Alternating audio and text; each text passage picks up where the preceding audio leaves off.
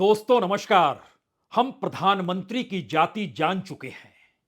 अब हमें देश के उपराष्ट्रपति की जाति की जानकारी भी मिल गई है। संसद के भीतर और बाहर, वह भी देश की सत्ता को संभाले हुए और संवैधानिक पद पर बैठे हुए शख्स की जाति कितनी महत्वपूर्ण होती है, इसकी जानकारी अब इस देश को लग चुकी है। लेकिन जो दिखाई दे रहा है वह इतना साफ नहीं है, क्योंकि संसद के भीतर तो एक वक्त पीलू मोदी का हंगामा हो, राजनारायण का शोर हो, या मधुलिमा या मधु दंडवते के वक्त जो राजनीतिक तौर पर पार्लियामेंट के भीतर शोर मचता था, वह कोई कैसे भूल सकता है। अगर किसी को जानना हो तो संसद के गलियारे में उसकी लाइब्रेरी में चला जाए। तीन मूर्ति की लाइब्रेरी में भी जाकर उन किताबों को टटोल सकता है कि कितना शोर, कितना हंगामा किस सांसद ने उस दौर में किस तरीके से मचाया। लेकिन कभी इसकी जरूरत पड़ी नहीं कि राज्यसभा के चेयरमैन ये कहें कि मेरी ये जाति है। तो क्या यह सब कुछ एक सामान्य घटना की तरह है? और उसके बाद प्रधानमंत्री का फोन आना, जिसकी जानकारी प्रधानमंत्री ना दें, बल्कि देश के उपराष्ट्रपति कहें कि प्रधानमंत्री ने उन्हें फोन किया था। और उसके बाद देश के राष्ट्रपति का ट्विटर, जिसे एक्स कहते हैं, उस पर भी चंद शब्दों को उकेर देना और दुख जाहिर करना। सवाल संसद के भीतर, संसद के बाहर का है, या आने वाले वक्त की उस राजनीतिक आहट का है जिसको लेकर मौजूदा सत्ता घबराई हुई है। तमाम राज्यों में जीत के बावजूद भी मौजूदा सत्ता घबरा क्यों रही है? उसे ऐसा क्यों लगने लगा है कि जाति की राजनीति उसके हाथ से अगर फिसल गई तो फिर सिर्फ और सिर्फ कमंडल के आश्रय राजनीति नहीं साधी जा सकती है। और इसका परीक्षण तो 1996 में हो चुका है, जब 13 दिन की वाजपेयी की सरकार हुआ करती थी। तो क्या मौजूदा वक्त में सिर्फ और सिर्फ राजनीतिक सत्ता बचाने के लिए और उसी जोड़ तोड़ के तहत जाति बतानी पड़ती है? इस बात का एहसास कराना पड़ता है कि मैं इस समुदाय विशेष से आता हूं? इतना आसान अभी भी नहीं है, क्योंकि एक छवि इस सत्ता को लगातार डराती है। वो सत्ता राहुल गांधी की छवि से डरती है। और राहुल गांधी की मौजूदगी अगर इस पूरे प्रकरण से हटा दीजिए तो फिर आपकी हथेली खाली होगी। राजनीतिक तौर पर मौजूदा राजनीति के वजीर या प्यादों को अगर समझने की कोशिश आप करना शुरू करेंगे तो एक क्षण के लिए सोचिए कि राहुल गांधी माइनस कांग्रेस या राहुल गांधी माइनस इंडिया कौन सा महत्व है। और इस छवि को धूमिल कर दिया जाए, इस छवि को कटघरे में खड़ा कर दिया जाए तो फिर क्या बचेगा? तो फिर 2024 की दिशा में बढ़ने के लिए इससे आसान रास्ता कुछ हो नहीं सकता है। तो क्या यह सारी बिसात सिर्फ इसलिए बिछाई जा रही है कि एक नेता की छवि धूमिल हो और जाति के कटघरे में खड़ा करके सामाजिक तौर पर उसकी पूरी छवि को ढा दिया जाए? क्योंकि भारत में जाति बड़ी महत्वपूर्ण चीज है। और ध्यान दीजिए, इससे पहले ओबीसी का कार्ड कैसे खेला गया, जब राहुल गांधी ने एक 2019 के लोकसभा चुनाव के वक्त एक रैली में मोदी का जिक्र किया था। वो नीरव मोदी का जिक्र था, वह उन मोदी का जिक्र था जो कि करप्ट और भ्रष्ट थे। उस कड़ी में यह जानकारी निकल कर आई कि इस देश के भीतर भ्रष्ट और चोर मोदी ही क्यों हो जाते हैं। इस सवाल को उन्होंने उठाया और उसके बाद सिर्फ मोदी और प्रधानमंत्री पद तक का मामला नहीं अटका, बल्कि समूची बीजेपी लग गई कि दरअसल यह ओबीसी के खिलाफ राहुल गांधी का ऐलान है। और ओबीसी की राजनीति को साधने की दिशा में बीजेपी उस दौर में कैसे चली गई, किस तरीके से राहुल गांधी की संसद सदस्यता रद्द हुई, यह सब एक किस्सा है, उसको दोहराने की आज जरूरत होनी नहीं चाहिए। लेकिन उस दौर में ओबीसी का जिक्र था, आज जाट का जिक्र है। और जिस जाट शब्द का इस्तेमाल किसी दूसरे ने नहीं बल्कि खुद देश के उपराष्ट्रपति ने किया और उसके बाद कांग्रेस के अध्यक्ष को कहना पड़ा, तब तो मुझे भी कहना पड़ेगा कि संसद के भीतर एक दलित को बोलने नहीं दिया जाता है। तो क्या इस तरीके से हर सांसद को अब यह कहना पड़ेगा कि वह किस जाति से आता है? और अगर वह आहत हुआ है तो फिर वो जाति वाले भी आहत हो गए। इसके पीछे की परिस्थितियां क्या रही होगी उससे पहले हमें लगता है कि जो बात जगदीप धनखड़ साहब ने कही, यानी देश के उपराष्ट्रपति राज्यसभा के चेयरमैन ने जिन बात का जिक्र किया उसे सुनिए, और उसके जवाब के तौर पर जिस बात का जिक्र कांग्रेस अध्यक्ष मल्लिकार्जुन खड़गे ने जवाब देते हुए किया, इसे भी सुनिए। You used Twitter, official handle of the spokesperson, to demean me, insult my background as a farmer, insult my position as a jat, insult my position as chairman. Sir, these are two serious issues. Please go back to your seat. किसानों का अपमान हुआ। अरे chairman दूसरों को protection देना चाहिए।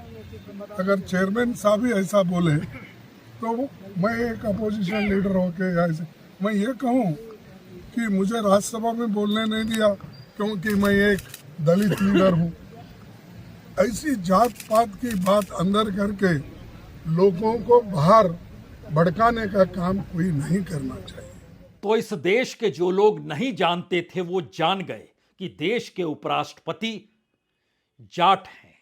वो जान गए वह किसान परिवार से आते हैं। वो जान गए कि कांग्रेस के अध्यक्ष दलित हैं। लेकिन बात इतनी भर नहीं है। बात तो यह है क्या वाकई वो किसान परिवार से हैं और जाट हैं, तो इस राजनीति में सेंध लगाने के लिए कोई दूसरा शख्स नहीं बल्कि हनुमान बेनीवाल कूदे। हनुमान बेनीवाल जो कि राजस्थान के नेता हैं, उनका अपना पेशा किसानी का है। वह खुद जाट समुदाय से निकल कर आते हैं और उनकी पार्टी राष्ट्रीय लोकतांत्रिक पार्टी है। उन्होंने खुले तौर पर आकर इस बात का जब ऐलान कर दिया कि दरअसल मौजूदा वक्त में उपराष्ट्रपति सिर्फ इसलिए इन बातों का जिक्र कर रहे हैं क्योंकि उनके पास लगातार बीजेपी के लोग फोन करके कहते हैं कि क्या आप अपनी जाति को सामने रखिए और इस देश के भीतर में आपकी जाति गोलबंद होने लगेगी, यानी राजनीतिक तौर पर बीजेपी को लाभ उन तमाम जगहों पर मिलने लगेगा जहां पर जाट की मौजूदगी बहुत ज्यादा है। वो हरियाणा हो सकता है, वो पश्चिमी उत्तर प्रदेश हो सकता है, वो राजस्थान हो सकता है, उनकी मौजूदगी देश के अलग अलग हिस्सों में हो सकती है। यानी जाति के नाम पर गोलबंदी और निशाने पर इस देश की संसदीय व्यवस्था या फिर उस लोकतंत्र के मंदिर को ही बीच में लाकर खड़ा किया गया, जिससे कि राजनीतिक तौर पर सीधी चोट राहुल गांधी पर की जा सके। कुछ बात राहुल गांधी ने भी कही, लेकिन उससे पहले हमें लगता है हनुमान बेनीवाल ने जिन बात का जिक्र किया इसे जरूर सुनना चाहिए। वो कुछ नहीं, वो सुनो पॉलिटिकल स्टंट है। नहीं तो कोई जो सांसद जो कर रहे थे उनकी कोई मंशा ऐसी नहीं थी। वो बंगाल के सांसद थे। हाँ, उसमें निश्चित रूप से राहुल गांधी वीडियो बना रहे थे, ये बात सामने आई थी। उनको राहुल गांधी को ध्यान भी नहीं होगा क्या वीडियो बनाने से क्या नफा है, क्या नुकसान है। अगर उनको इतना ध्यान होता तो ये हालात थोड़ी होते कांग्रेस पार्टी के इनके। लेकिन मंशा उनकी ये नहीं थी कि किसी समाज की भावना को ठेस लगे, किसानों की भावना को ठेस लगे। और उपराष्ट्रपति जी इस बात को बिल्कुल ही जाट नेट पे लेकर ये भी गलत है। उनको शोभा नहीं देता। वो संवैधानिक पद पे है और संवैधानिक पद पे बैठे व्यक्ति को अगर वो जाति में बढ़ जाएगा तो फिर संवैधानिक पद किस चीज़ का। वो सिर्फ बीजेपी के लोग उनसे कहलवा रहे हैं, प्रधानमंत्री जी कहला रहे हैं आप जाट जाट की बात करो ताकि लोकसभा के जो चुनाव है उसमें बीजेपी को 4-5 राज्यों के अंदर वोट मिल सके। तो क्या वाकई राहुल गांधी को लेकर निशाना साधने की जरूरत इस देश के उपराष्ट्रपति को इसलिए पड़ गई क्योंकि बीजेपी को वोट चाहिए? और फोन क्या इसीलिए आ रहे थे या बीजेपी की तरफ से संदेश इसीलिए देश के उपराष्ट्रपति को भेजे जा रहे थे? तो ऐसे में क्या राष्ट्रपति को खुद कुछ बड़े निर्णय नहीं लेने चाहिए, या फिर इस देश के प्रधानमंत्री को फोन करके यह कहने की जरूरत क्यों पड़ी जिसकी जानकारी खुद उपराष्ट्रपति ने यह कहकर दी कि प्रधानमंत्री भी कहते हैं कि 20 बरस से वह भी तो निशाने पर हैं और इसी तरीके से उन पर भी अटैक हुए हैं। इन बातों को दोहराएं उससे पहले हमें लगता है कि राहुल गांधी जब निकल कर आए, उन्होंने जिन बात का जिक्र किया वह बहुत साफ तौर पर 3-4 बातों की दिशा को इंगित करता है। एक बात तो यह कि क्या किसी सांसद को अपने वीडियो बनाने की जरूरत अगर उसको अपने मोबाइल के जरिए पड़ी तो वह मोबाइल के अंदर जो वीडियो है वह इस दौर में बाहर निकलकर नहीं आया, बल्कि वह वीडियो निकलकर आया जिस वीडियो के आसरे राहुल गांधी वीडियो बना रहे हैं वो बात सामने आनी चाहिए। तो अगला सवाल कोई भी पूछ सकता है, यह वीडियो किसने बनाया? और जो जानकारी निकल कर आ रही है उसमें पार्लियामेंट के भीतर के कर्मचारी भी हैं और 2 सांसदों की मौजूदगी भी है, जिन्होंने दोनों तरफ से वीडियो बनाया, जिसमें राहुल गांधी वीडियो बनाते हुए कैद हो जाएं। यानी राहुल गांधी की मौजूदगी इस पूरे प्रक्रम के बीच में लाकर खड़ी की जाए और पार्लियामेंट के भीतर और बाहर इस मैसेज को बड़ा किया जाए कि किस तरीके से उपराष्ट्रपति पर हमला हुआ है मिमिक्री के जरिए, और इस हमले के जरिए जाति का सवाल भी उठे, जाट का सवाल भी उठे, किसान का सवाल भी उठे। क्योंकि जो वीडियो निकल कर आया उसमें वो राहुल गांधी का वीडियो नहीं है। और इस बात की सफाई राहुल गांधी ने आज जिस तरीके से उन मुद्दों को उठाकर दी कि इस पार्लियामेंट के भीतर तो खामोशी बरती जाती है और किसी के द्वारा नहीं, प्रधानमंत्री और सरकार खामोशी बरत लेते हैं। तो राहुल गांधी ने क्या कहा, इसे भी सुनिए। एमपीज बैठे हुए थे, मैंने उनका वीडियो लिया, मेरा वीडियो मेरे फोन पे है, मीडिया दिखा रहा है, मीडिया कह रहा है, मोदी जी कह रहे हैं, किसी ने कुछ कहा ही नहीं है। अपनी कास्ट भी लिया है सर, किसी ने कुछ नहीं, वहां पे किसानों का अपमान किया। नहीं सुनिए, देखिए वहां पे हमारे 150 एमपीज को बाहर फेंक दिया है, ठीक है। उसके बारे में मीडिया में कोई चर्चा नहीं हो रही है, ठीक है। उनको आपने पार्लियामेंट से बाहर उठा के फेंक दिया, उसकी कोई चर्चा नहीं हो रही है। अदानी जी पे कोई चर्चा नहीं हो रही है। राफेल पे फ्रांस ने कहा है कि भैया इन्वेस्टिगेशन नहीं अलाउ हो रहा, उस पर कोई चर्चा नहीं हो रही है। बेरोजगारी पे कोई चर्चा नहीं हो रही है। हमारे एमपीज वहां पे दुखी हैं, बाहर बैठे हुए हैं, उन पे आप चर्चा कर रहे हो। मतलब थोड़ा तो न्यूज दिखा दिया करो ना, थोड़ा सा आपकी जिम्मेदारी बनती है। अब आप टोटली मतलब एक लाइन पे चले गए तो क्या करें। सब जो वाइसराय ने हाउस में बोला वो आपसे बात है। वाकई ये सवाल तो है, इस देश में राफेल का जिक्र हो या अडानी का जिक्र हो या 150 सांसदों को बाहर क्यों किया गया, यही सवाल हो। और इतना ही नहीं, इस देश के भीतर बेरोजगारी को लेकर भी सवाल हो। पार्लियामेंट खामोश क्यों रहती है, वो चर्चा क्यों नहीं कराती है। लेकिन लौटिए दोबारा इस स्थिति में कि इस पूरे दायरे में राहुल गांधी को लाकर खड़ा क्यों किया गया और उनकी कौन सी ऐसी छवि है जिससे सरकार डरती है, या सरकार को यह लगता है कि उनकी उस छवि को धराशायी कर दिया जाए। क्या यह छवि भारत जोड़ो यात्रा से निकल कर आई? क्या यह छवि इस दौर में कांग्रेस जो एकमात्र सबसे बड़े राजनीतिक दल के तौर पर बीजेपी के बाद इस देश में मौजूद है और उसकी पहचान राहुल गांधी से इस वक्त जाकर जुड़ चुकी है, उससे घबराती है? या इस दौर में वो तमाम क्षत्रप जो अपनी अपनी राजनीतिक जमीन पर मजबूत हो सकते हैं, लेकिन जब सवाल लोकसभा चुनाव का होगा, जब सवाल इस देश के भीतर राजनीतिक विकल्प का होगा, तो उनकी पहुंच और पकड़ अपने राज्य के बूते आगे बढ़ नहीं सकती है। उसे कांग्रेस का साथ चाहिए। और कांग्रेस का मतलब मौजूदा वक्त में अगर राहुल गांधी हैं तो फिर राहुल गांधी को इस दायरे में खड़ा करना होगा। इस दौर में जब एक एक वीडियो की जांच हो जाती है और किसने किस रूप में किस चीज को ट्वीट किया या किसने किस वीडियो को अपलोड किया, यह जानकारी मिल जाती है, तो भी सरकार अभी तक इस बात की जानकारी सामने क्यों नहीं रख पाई कि वह 2 वीडियो जो एक राहुल गांधी के पीछे से शूट किया गया और एक राहुल गांधी के आगे से शूट किया गया, जिसमें दिखाई दे रहे हो साफ तौर पर कि राहुल गांधी उस वीडियो को शूट कर रहे हैं और उसके जरिए किस मोबाइल के जरिए उसको अपलोड किया गया, वो सबसे पहले किसने किस रूप में किया, और जब यह जानकारी निकलकर सामने ना आ जाए तो फिर उसको क्यों हटाया गया? क्या वो नाम सामने लाने से सरकार इसलिए घबराती कतराती है क्योंकि सामने बात आ जाएगी कि दरअसल यह कौन कर रहा था, किस रूप में कर रहा था? यह सवाल अब इसलिए बड़ा महत्वपूर्ण है क्योंकि 2 जिक्र यहां पर जरूरी है। राष्ट्रपति ने जो ट्वीट किया, यानी जो एक्स के जरिए कहा, उन्होंने कहा कि जिस तरह से उपराष्ट्रपति का संसद भवन में अपमान किया गया उसे बर्दाश्त नहीं किया जा सकता है। चुने हुए प्रतिनिधि अपनी बात कहने के लिए स्वतंत्र हैं, लेकिन अभिव्यक्ति की गरिमा के अनुसार होनी चाहिए, यानी अभिव्यक्ति भी गरिमानुसार होनी चाहिए। हमें अपनी संसदीय परंपरा पर गर्व है और देश की जनता भी इस परंपरा को बनाए रखने की उम्मीद कर रही होगी। राष्ट्रपति ने इस बात का जिक्र किया, अभिव्यक्ति गरिमा के अनुसार होनी चाहिए। हमें लगता है कि यहां पर जिक्र जिस सांसद ने मिमिक्री की उसकी बात का भी जिक्र करना चाहिए, जो पत्रकारों के सामने आए। उन्होंने क्या कहा? उन्होंने कहा कि मेरे मन में उपराष्ट्रपति के लिए काफी सम्मान है। ये टीएमसी के सांसद कल्याण बनर्जी हैं, जिन्होंने 5 मिनट की मिमिक्री की थी। उसके बाद हंगामा मचा। हंगामा भी तब मचा जब राहुल गांधी उस दायरे के भीतर नजर आने लगे। उनका कहना है, मेरे मन में उपराष्ट्रपति के लिए काफी सम्मान है। मिमिक्री करना तो एक कला है। प्रधानमंत्री ने भी लोकसभा में मिमिक्री की थी।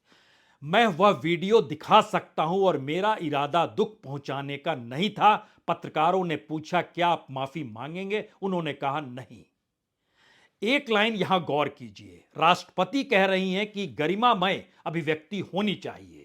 कल्याण बनर्जी कह रहे हैं कि दरअसल लोकसभा में मिमिक्री प्रधानमंत्री ने भी की थी और जो मिमिक्री की गई थी, हम यहां उस वीडियो को ना दिखा पा रहे हैं, लेकिन वह पूरे यूट्यूब में मौजूद है, सोशल मीडिया में मौजूद है, जहां पे प्रधानमंत्री ने जब राहुल गांधी उनसे गले मिलने आए, उस मौके पर पार्लियामेंट के भीतर उन्होंने जो राहुल गांधी को लेकर भावभंगिमा बनाई थी, वह भी गौरतलब है। लेकिन सवाल फिर उसके आगे का है, तो क्या इस दौर में विपक्ष जो एग्रेसिव हुआ और विपक्ष ने एक एक बात को रखना शुरू किया, उससे वो सारी बातें खत्म हो गई जिस बात की शुरुआत बीजेपी करना चाह रही थी? वो बात गायब हो गई क्या? क्योंकि प्रधानमंत्री ने जो फोन किया, वो प्रधानमंत्री ने नहीं कहा कि हमने उपराष्ट्रपति को फोन किया। उपराष्ट्रपति बता रहे हैं कि मेरे पास प्रधानमंत्री का फोन आया। प्रोटोकॉल के लिहाज से अगर समझें तो उपराष्ट्रपति का पद बड़ा होता है, पहला राष्ट्रपति, दूसरा उपराष्ट्रपति, फिर प्रधानमंत्री। इस हिसाब से देखिए तो स्पीकर भी बड़े होते हैं पहले। लेकिन प्रधानमंत्री की तरफ से जो उपराष्ट्रपति ने जानकारी दी और उन्होंने जो कहा, वो संसद के भीतर जो भी कहा गया, उसके बाद उन्होंने कहा कि उन्होंने भी ट्वीट किया, सोशल मीडिया में जो लिखा, प्रधानमंत्री ने उनसे कहा कि सांसदों का ऐसा व्यवहार, वो भी संसद के पवित्र कॉम्प्लेक्स में, दुखद है। उन्होंने कहा कि पिछले 20 साल से वे भी ऐसी अपमानजनक बातें सुन रहे हैं जो आज भी जारी है, मगर यह उपराष्ट्रपति जैसे संवैधानिक पद पर बैठे व्यक्ति के साथ हो सकता है, वह भी संसद में, यह दुर्भाग्यपूर्ण है। इसके बाद उपराष्ट्रपति ने खुद लिखा कि मैंने प्रधानमंत्री से क्या कहा। उन्होंने कहा कि कुछ लोगों की ऐसी हरकतें मुझे मेरा कर्तव्य निभाने और संविधान में दर्ज उसूलों को बनाए रखने से नहीं रोक पाएगी। मैं इन मूल्यों के प्रति पूरी तरह प्रतिबद्ध हूं। वह भी अपमान मुझे मेरी राह बदलने को प्रभावित नहीं कर सकता है। और उसके बाद ही निकल कर आया कि हम किसान समुदाय से हैं, हम जाट हैं, और उसके बाद राजनीति ने तमाम परिस्थितियों को एक दायरे में लाकर खड़ा करना शुरू किया। यहां से असल राजनीतिक मिजाज शुरू होता है और शायद इस राजनीतिक तौर को पहली बार कांग्रेस ने कहें या विपक्ष ने कहें, राजनीतिक तौर पर मुकाबला करने की दृष्टि से खुद को सामने लाकर खड़ा कर दिया। अगर इस परिस्थिति को याद कीजिए, जिस वक्त पहली बार ओबीसी का मसला उछला था, उस वक्त कांग्रेस सक्रिय इस रूप में नहीं थी जो आज पहली बार 24 घंटे के भीतर यूथ कांग्रेस के लोग और नेता और कार्यकर्ता जिस तरीके से पार्लियामेंट की दिशा में बढ़ते हुए दिखाई दिए, उस दृश्य ने एक झटके में बतला दिया कि 2024 की बनती हुई तस्वीर राजनीतिक तौर पर आने वाले वक्त में कोई और कहानी कह सकती है।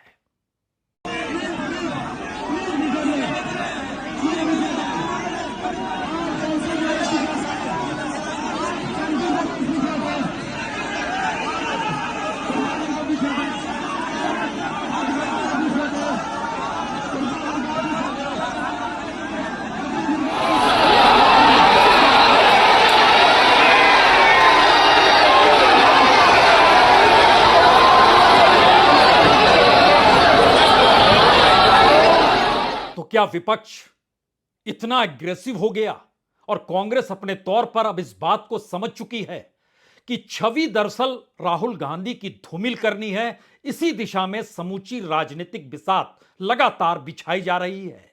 यह सवाल इसलिए बड़ा है क्योंकि कहीं ना कहीं संसदीय परंपरा नहीं बल्कि लोकतंत्र से यह जाकर जुड़ा है।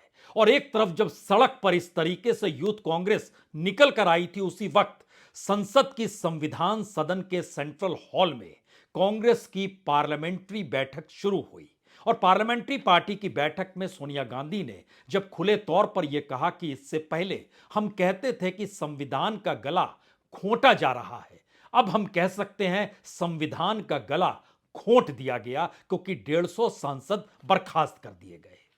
यहीं से दरअसल सबसे बड़ा सवाल 2024 की दिशा में जाता है।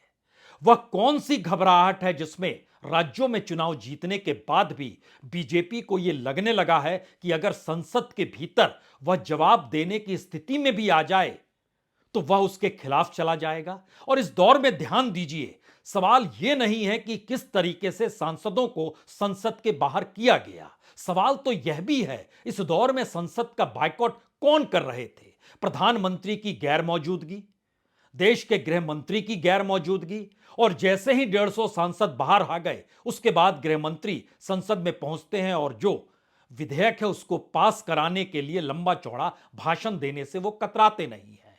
यानी पार्लियामेंट के भीतर उस लोकतंत्र की खुले तौर पर हत्या हो चुकी है, जहां पर यह सवाल आने वाले वक्त की राजनीति की आहट देने लगा है कि 24 के बाद क्या कुछ हो सकता है।